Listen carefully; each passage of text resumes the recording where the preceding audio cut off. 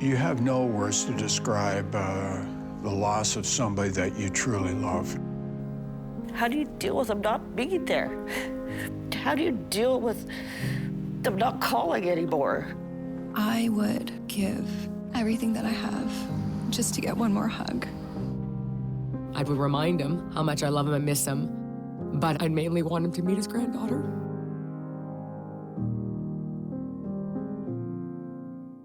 Hello, we are so glad to have everyone joining in from all over Canada. Welcome to the 5th annual Courageous broadcast. Our hope every year is to make a really practical guide for young people to follow when thinking about employment. My name is Amira. And my name is Abel. And we are your hosts for today's broadcast. Our hope is that you will learn a few things today that will help you as you are working or as you look for work in the future. Looking for a job can seem like a job all in itself. And if we were really honest, just getting a job feels a bit like a miracle. It's no secret that this last year and 2 months have been very difficult. Many of us have been in lockdown for so long that we can't even remember what the outside world looks like. But sometime soon, we will all be in a position to think about working again. The question is, what should we look for when we are looking for a job? This whole shutdown has really been an opportunity to rethink what it means to work as a young person. In the past, young people have always been the most vulnerable at work. They're the ones most likely to be injured, killed, treated poorly at their job. Recent stats tell us that young people are 4 times more likely to be injured in their job. But today, we want to give you information that could change all of that. What if I told you that the information you get today might help you with your job prospects for the rest of your life? What if I told you that what you learned today could help you increase the amount of money you make down the road? What if I told you that learning what we are going to share today could actually save your life?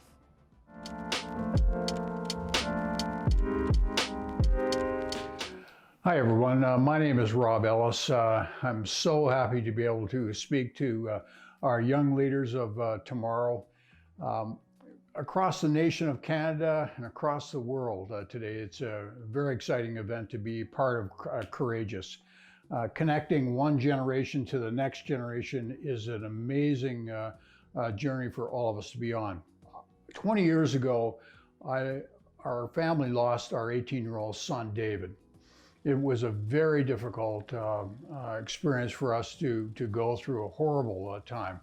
Our son David lost his life in a workplace incident, and it was on the second day of the job.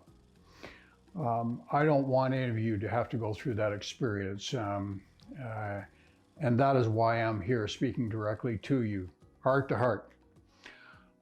In the future, I want you to ask challenging questions to your bosses. I want you to recognize who are the great employers and who are not. But I recognize right away that, that there are certain barriers that we need to understand. The first one might be your lack of experience. I know that you don't have the experience of working in large number of jobs or workplaces, but I still want you to ask your boss before you start working some of the most basic questions. Do you have orientation? Do you have training? I know that you lack experience, and particularly I'm speaking to those students who might be new to this country, who don't have the knowledge of how the Canadian workplaces actually work, and what are some of the laws around that. I think that you lack experience, and we need to get you that experience. We need to get you that knowledge. And the third thing, a barrier that might be important or to you is you want a job and just make money, just to, not a long-term career thing you're looking at. You just want to just fill in the time, get some experience, and just go home with a few dollars in your pocket. I understand that, but I also want you to gain experience at each and every workplace you're in. I actually want you to ask questions before you start working.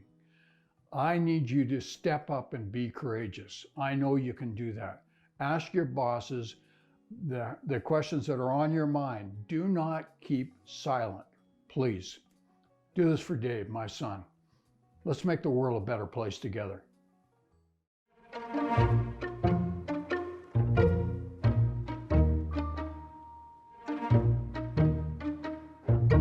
Here is where you are. Here is where you want to be. Sometimes it feels like there's so much distance between where you are and where you want to be that where you are doesn't seem connected to where you're going. But what if you saw where you are now as an opportunity to push you to places you want to be? The job that you will get when you are here will give you the experience you need to get to your dreams in the future. So while you are here, use every chance you get to learn a new skill that will help you get there. Learn as much as you can, but learn safely. Keep your eyes on where you are going, but remember, you have to stay alert so that you can get there in one piece. Know that every work opportunity is giving you experience that you need, so don't be afraid to speak up. Your voice is what will carry you. Keep your chin up. You will be there before you know it. So when you're in the early stages of your work, what are the things you should be looking for? When you look for a job, the first thing you should be looking for is safety. Is the job you're going to take safe? The reason you have to ask this question is because every year, 25,000 young people are injured while at work. And every day in Canada, 3 people die while working. And usually there won't be a sign on the door that says, this job is unsafe. And sometimes jobs that seem safe aren't. So you're going to have to do a little sleuthing. Yeah, and the great news is that you don't have to be a private investigator to find out whether a job is safe or not. The easiest way to figure this out is to make sure that the company you are going to work for has orientation and training, or to simplify, OT. A company with good orientation and training will not only show you around and point out hazards and potential accident zones, they will also provide you with an opportunity to learn how to do the job correctly. Great companies won't just put you in front of a computer. They will take an active role as you learn the job.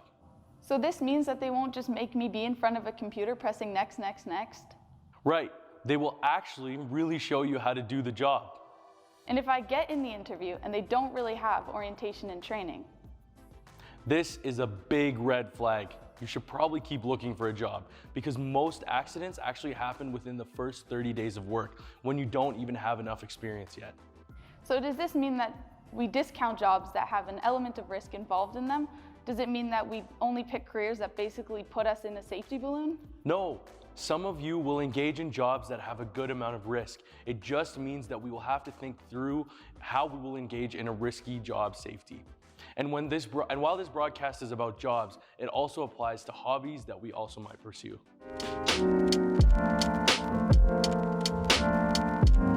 Wyatt, can you just tell me why orientation and training is so important to you at each event across North America? Yeah, so it's a big help, especially to get led on by some people as well. So every time we get to the track, no matter where we are, whether we've been there already or whether it's a new place, just anywhere, either in Canada or the States, we'll start by walking the track either the night before or the day of in the morning, and like trying to look for changes and see how the dirt is and just see the conditions of the track, because that all varies throughout the whole day.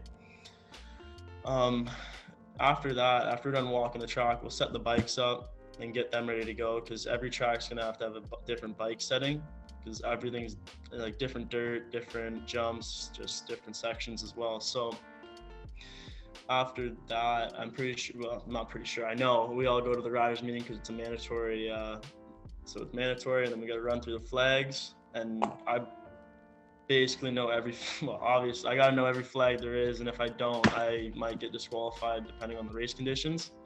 So, but before every race, it's set in stone now at today's age and where I am at the sport. I know what I got to do every time I get there, no matter where it is or just what time. Why, can you tell me why coaching helps reduce your stress level at each one of your events across North America? Yeah, it does, big time. So I got a couple coaches, and one of them's name is Zeb Dennis, and he's helped me out for the past 2 years. My other one is Dana Kraus, who I'm going to go train with in the next couple of weeks. And it's hard for a parent to kind of be coach, and so like my dad, he was my coach for a long time, but it kind of interferes with that kind of relationship. So it's really important to kind of have a coach or a mentor, or just somebody that you can look up to and talk to about how you're feeling and what's going on in your head as well. So when you are looking for a job, safety is the first thing that you should look for. Here are some questions that you should ask while you're in your interview. Questions to ask. 1. Do you have orientation and training? 2. Will I ever have to work alone? 3. What should I do if I'm unsure about a task? 4. Has anyone ever been injured at this job? Why were they injured? The second thing we want to look for when getting a job is communication. When you look for a job, you want to look for a company that has good communication. Good communication means that you know and understand what is expected of you and you know what direction you are headed. Let's look at the difference between good communication in a company and bad communication. Good communication is when employees know what the risks are, is when they can ask any question, are open to employee suggestions, and are concerned about and monitor workplace culture. Bad communication is when employees are in the dark about risks or risks are downplayed. Questions are not encouraged or ignored, just want employees to do their job and seem to only care about profits and productivity. Did you know companies that have good communication not only keep people happy and safe, but they also keep them working there longer? Companies with good communication ask for feedback and reduce turnover. So when you're looking for a job, make sure you ask, what is your turnover rate here and why? So 2 years ago, I got a job at a convenience store. Maybe not my dream job, but at least it was giving me a little bit of pocket money. You see, I always wanted to be an entrepreneur, you know, the kind of person who starts a successful business. This job was not that. It was a high school job to tie me over until I finished university. At first, I worked the job, you know, I did what they told me to do and nothing more. But as I kept working, I realized that Ken, the guy who owned the store, was someone that maybe I could learn from. Over the next couple of years, I developed kind of a mentoring relationship with Ken. It wasn't formal or anything, but I did try to learn something from him every time I had a shift. I asked him about budgets and supply chain management and hiring people and firing people, anything I could think of, actually. And now that I'm graduated and working as an entrepreneur myself, I can't explain how valuable my friendship with Ken was. If I could tell high school students anything, it would be to learn from those that are around you. Ask questions, try to glean from their wisdom. Someday, I promise you will be glad you did. Well, I've been working at this fast food restaurant for 2 years now. And while the work isn't glamorous, it is steady. And I have to say that the company I work for works really hard at communicating clearly to us. Every time I come to work, I know exactly what is expected of me. I know where all the hazards are, and I know how to avoid them. My bosses are helpful, and I know when I have done a good job because they actually tell me. I mean, I don't plan on making a career of this job, but I don't think I'll be going anywhere anytime soon. I'm happy to keep working here as long as I can. And finally, when looking for a job, a great thing to look for is a mentor and a coach. The opportunity to have a mentor and a coach is a great thing to have when looking for a job. Finding someone who will show you the ropes and teach you some things won't just make you a better employee, but will also make you safe. Unlike safety and communication, that is the primary responsibility of the employer. Finding a mentor or coach is the job of the employee. This is an area where you will have to show some initiative, but taking this initiative will pay big dividends in the end. I mean, I had heard of people working for companies with bad communication, but it wasn't until I experienced it firsthand that I understood how terrible it really could be. I worked at a fast food joint that could be described as a hellhole. It was hot, messy, but the worst part about it was that the communication was the worst. I never knew if I was coming or going. They would tell me last minute where my shifts were. No one ever talked to me and let me know if I was doing a good job, and there was absolutely no one to talk about my suggestions that I might have had. After a while, I realized the bad communication didn't just make working at this company uncomfortable, it also made it dangerous. People were slipping and falling on the regular, and no one talked about it, and no one even tried to make it better. Finally, after watching the third person get burnt, I realized that the longer I stayed at the company that didn't communicate, the more likely I was to have a bad outcome.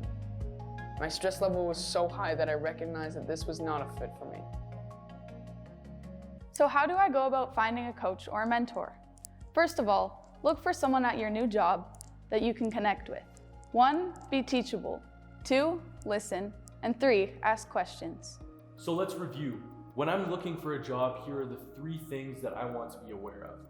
Number 1, safety. Is there OT? Number 2, communication. Can I ask any questions? Number 3, mentoring and coaching. Is there someone I can learn from? And if I will look for these 3 things, it will help me as I look for employment. Now this is my favorite time in this broadcast because this is where students get to ask questions to employers. In the next few minutes, you're going to hear from students just like yourselves who are going to ask real-life employers questions they have about the material we just covered. So let's listen in to what the students have to ask and how the employers respond. These real-life scenarios might really help you. Workplace injuries and illnesses can happen to anyone, even you, but they do not have to. Tomorrow, April the 28th, we observe the Day of Mourning to remember and honor all who have suffered a workplace death, injury, or illness, and to think of their friends, families, and co-workers whose lives have been affected so cruelly by these occurrences. The Day of Mourning is also a reminder of why we all need to work to prevent these tragedies from happening to others and to ourselves. The first step to preventing an injury or an illness is to be aware, to know how to safely do your job, not to guess, not to assume, but to know. The next step is to understand that no one has to agree to work in unhealthy conditions or feel that they have no choice. I want to tell you, everyone has the right to refuse unsafe, unhealthy work. Sometimes it takes courage to ask a question or to call out unsafe conditions. Sometimes employers don't want to hear that they're putting you or others at risk, but they need to hear it. And you alone can make the difference. That's why this courageous broadcast is so important. In order to provide you with the knowledge and confidence to stand up for your own health and safety. It gives me great optimism knowing that you're watching this today, because the knowledge and confidence that you gain can help you and others keep healthy and safe. And nothing is more important than that.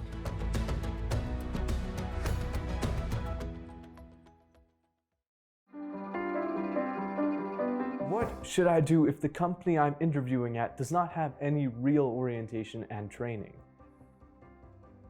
Hi there, I'm Rod Cook from the Workplace Safety and Insurance Forum. So if you find yourself in a situation where you're being interviewed and you learn that there is not going to be an orientation or training program, you need to find a way to get that information. Remember, a formal orientation and training program is your opportunity to learn more about the job and how to do it safely. And you have a right to know about health and safety matters in an organization. You have a right to be a part of decisions related to health and safety, and you have a right to refuse work that is not safe for you or others. So I would take the opportunity to ask lots of questions during the interview. This is an opportunity for you to learn more about the job, how to do it safely, and perhaps what other measures the organization will take to ensure that you can do your work safely.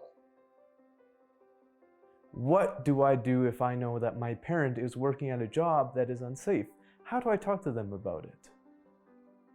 Thanks for the question, Josh. Many people work in jobs that can be potentially dangerous. At Electric Utilities, our trade staff work with high voltage electricity, but the work is not unsafe. We supply our employees with lots of safety training.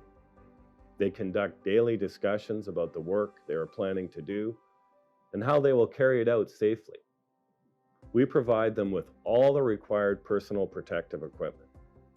Maybe speak to your parents and ask them if these safety precautions are at their workplace. If they're not, your mom or dad have a right to refuse unsafe work, and they cannot be fired or disciplined for refusing to do unsafe work. This right is one of the 3 rights workers have in Ontario and Canada-wide that the government has put in place and enforces to make all workplaces safe for people like your mom and dad. What do you think are the best ways to go about finding a mentor or coach at work?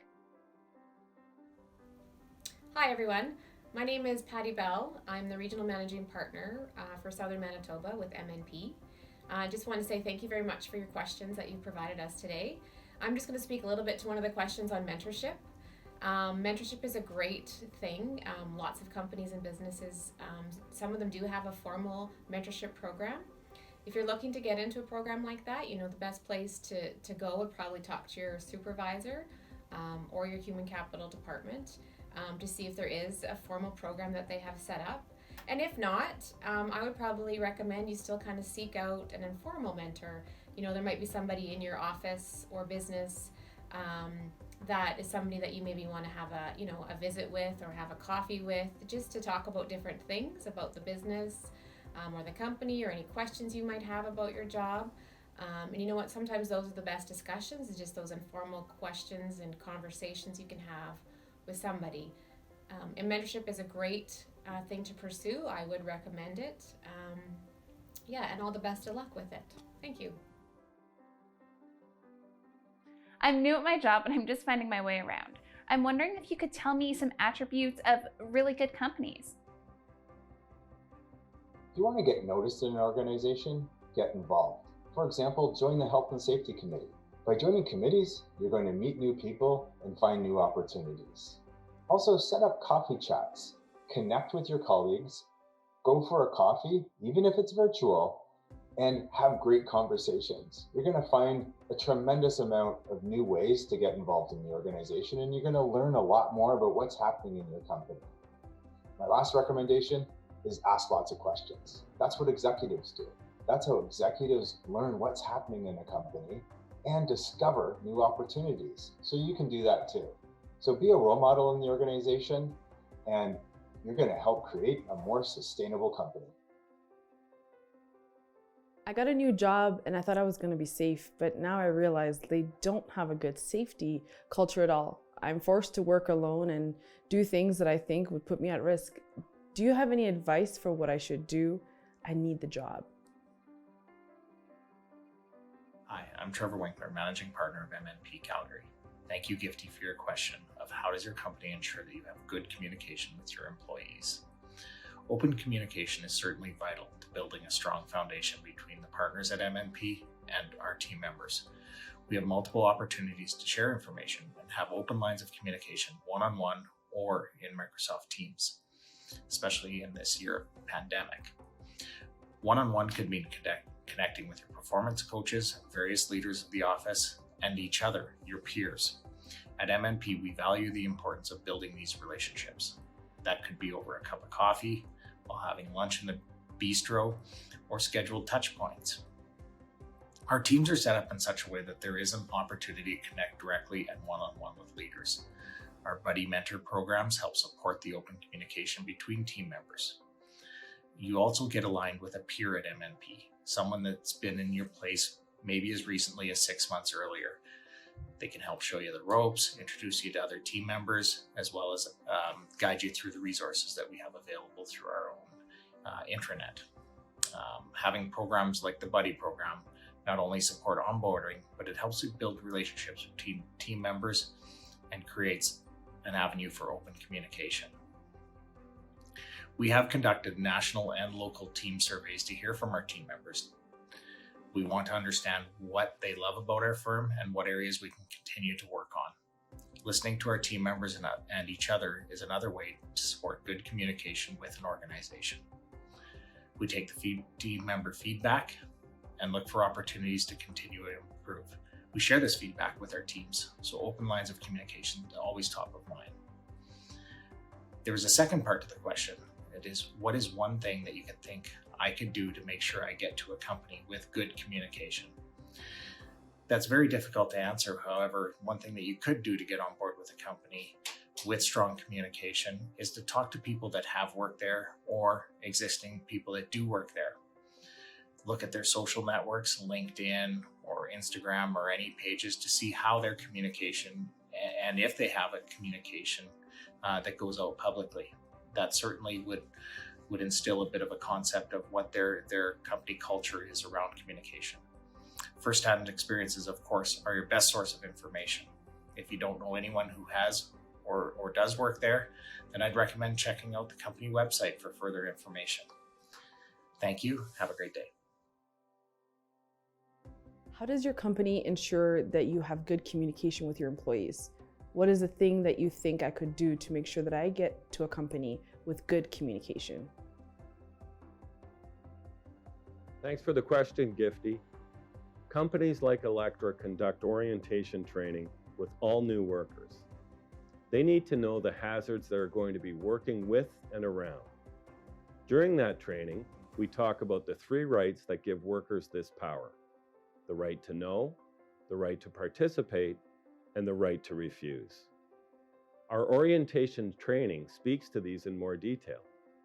The right to know is important because your employer must tell you about all the hazards in the workplace and give you training on how to protect yourself from those hazards. This training takes place when an employee starts with us. This training is then added to and augmented by on-the-job training so employees can work safely with others or on their own, and they know what work requires more than one person to complete it safely. I'd recommend speaking to your employer about you feeling unprepared to do the work safely. Be honest and tell them that you need more training before putting yourself at risk. Everyone should be safe and feel safe at work. So few jobs available for students these days. How can we make sure that we don't get stuck with a job that compromises our safety? Thanks for your question, Nate. I hear you. Getting your first job and gaining on-the-job experience is so important to your development, but you are right. You should never sacrifice your safety for the sake of getting experience. So I would suggest before applying, check out the company website and the social media pages for information on employee safety and training. If you don't see anything related to team member development and training, that just might be a sign. As well, if you do apply and get an interview, that's a great opportunity to ask the interviewer about their safety training, their programs, what training a new team member would receive. You should be able to gauge the company's commitment to safety by the answer you get. I can say that most organizations are very good about team member safety, and I know most definitely at MMP, team safety is paramount. A big part of our values in respecting our team and something we take very seriously. I'm being bullied at work by my bosses and my coworkers. Does this have anything to do with workplace safety? What should I do about it? Thanks for the question, Nate. All companies, and Electra is one of them, strive to have a strong and successful safety culture where workers feel safe and where they feel they can speak up when they see hazards or an unsafe situation. Our staff hold daily pre-job talks to plan the work. It is during these discussions that crew members can ask questions, ask about what their role is. They're encouraged to speak up if they don't understand or they feel a part of the job may be too dangerous. Bullying by a boss or your peers is not what happens in a strong safety culture. It can even negatively impact your safety. Speak to someone about this. In Ontario, we have legislation that protects workers from being bullied. At Electra, we have a policy called Respect in the Workplace. And Electra is committed to providing and maintaining a working environment that is based on respect for the dignity and rights of everyone in the organization. The Ontario legislation establishes minimum standards and sets out the rights and duties of everyone who has a role in dealing with workplace harassment and bullying. I'd encourage you to check the Ministry of Labor's website so you can better understand the legislation and raise it with your company.